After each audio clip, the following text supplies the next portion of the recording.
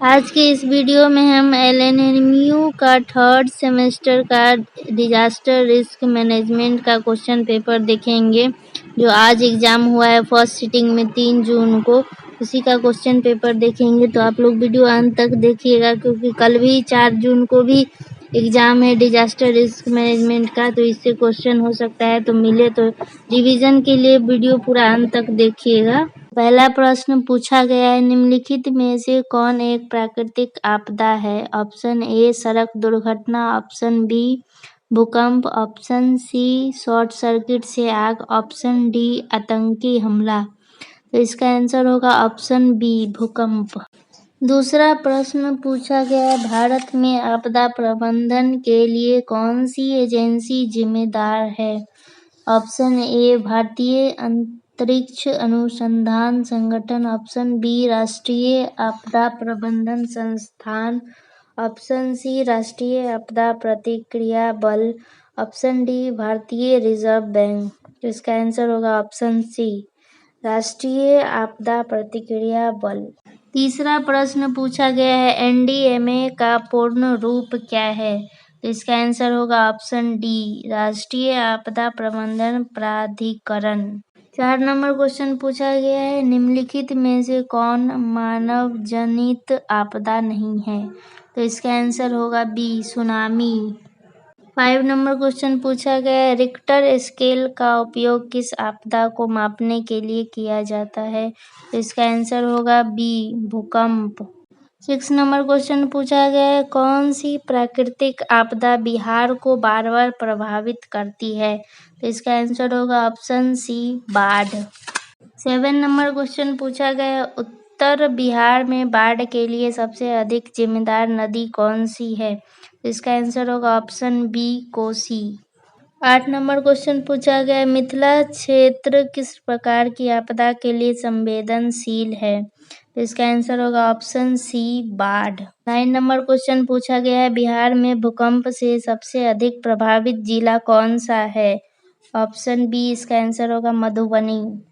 10 number question पूछा गया है, किस वर्ष बिहार में बाढ़ ने भारी तबाही मचाई थी?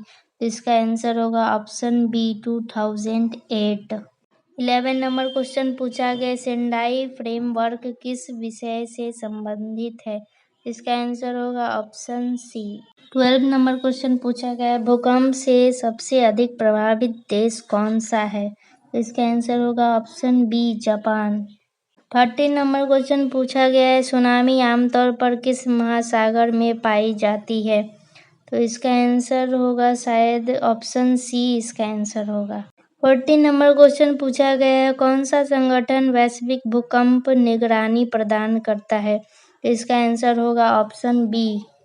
15 नंबर क्वेश्चन पूछा गया है, चक्रवात कटरीना ने किस देश को प्रभावित किया? तो इसका आंसर होगा option B America. 16 number question पूछा गया है, भारत का कौन सा राज्य चक्रवातों के लिए सबसे अधिक संवेदनशील है? तो इसका आंसर होगा option B Odisha. 20 number question पूछा गया है, धीमी गति से होने वाली आपदा क्या है? तो इसका आंसर होगा ऑप्शन सी सूखा। 18 नंबर क्वेश्चन पूछा गया है, फुकुशिमा परमाणु संकट किस आपदा के कारण हुआ था? तो इसका आंसर होगा ऑप्शन ए भूकंप और सुनामी। 90 नंबर क्वेश्चन पूछा गया है, भारत के पहाड़ी क्षेत्रों में भूस्खलन का प्रमुख कारण क्या है? तो इसका आंसर होगा ऑप्शन ए अधिक वर्षा और वनों की कटाई। 20 नंबर क्वेश्चन पूछा गया है, भारत में चक्रवातों की निगरानी कौन सी एजेंसी करती है? तो इसका आंसर होगा ऑप्शन बी भारतीय मौसम विज्ञान विभाग। 21 नंबर क्वेश्चन पूछा गया है, आपदा तैयारी में पहला कदम क्या है? तो इसका आंसर होगा ऑप्शन बी जोखिम आकलन और योजना बनाना। 22 नंबर क्वेश्चन पूछा गया है, आपातकालीन किट क्या है? तो इसका आंसर होगा ऑप्शन ए महत्वपूर्ण जीवन रक्षक वस्तुओं से भरा बैग। 23 नंबर क्वेश्चन पूछा गया है, भूकंप के दौरान सुरक्षित रहने का सबसे अच्छा तरीका क्या है? तो इसका आंसर होगा ऑप्शन बी मजबूत मेज के नीचे शरण ले। 24 नंबर क्वेश्चन पूछा गया है, बाढ़ प्रभावित क्षेत्रों में इनमें से क्या नहीं करना चाहिए? तो इसका आंसर होगा ऑप्शन ए बाढ़ का पानी पीना। अगला सवाल है कौन सा अंतर्राष्ट्रीय संगठन वैश्विक आपदा राहत प्रदान करता है? तो इसका आंसर होगा ऑप्शन बी रेड क्रॉस। अगला सवाल है हिंद महासागर सुनामी किस वर्ष आई थी? तो इसका आंसर होगा ऑप्शन बी 2004। तो अगला सवाल है निम्नलिखित में से कौन सी एक भूवैज्ञानिक आपदा है? तो इसका आंसर होगा ऑप्शन डी उपयुक्त सभी। अगला सवाल है बिहार की कौन सी नदी बिहार का शोक के रूप में जानी जाती है? तो इसका आंसर होगा ऑप्शन ए कोसी। अगला सवाल है शहरी बाढ़ का प्रमुख कारण क्या है? तो इसका आंसर होगा ऑप्शन ए अत्यधिक वर्षा और खराब जल निकासी। अगला सवाल है भारत का कौन सा राज्य भूकंप के लिए सबसे अधिक संवेदनशील है? तो इसका आंसर आप लोग कमेंट में बताइएगा कि क्या होगा। अगला सवाल है निम्नलिखित में से कौन सी जल संबंधी आपदा है? तो इसका आंसर होगा ऑप्शन डी उपयुक्त सभी। अगला सवाल है आपदा होने से पहले सबसे महत्वपूर्ण कदम क्या है? इसका आंसर होगा ऑप्शन ए जागरूकता और तैयारी। अगला सवाल है बाढ़ के नुकसान को कम करने का सबसे अच्छा तरीका क्या है? इसका आंसर होगा ऑप्शन बी बांध बनाना और उचित जल निकासी। अगला सवाल है भारत में चक्रवातों के लिए कौन सी प्रारंभिक चेतावनी प्रणाली उपयोग की जाती है? इसका आंसर होगा ऑप्शन ए IMD का चक्रवात चेतावनी प्रभाग। अगला सवाल है निम्नलिखित में से कौन आपदा प्रबंधन का हिस्सा नहीं है?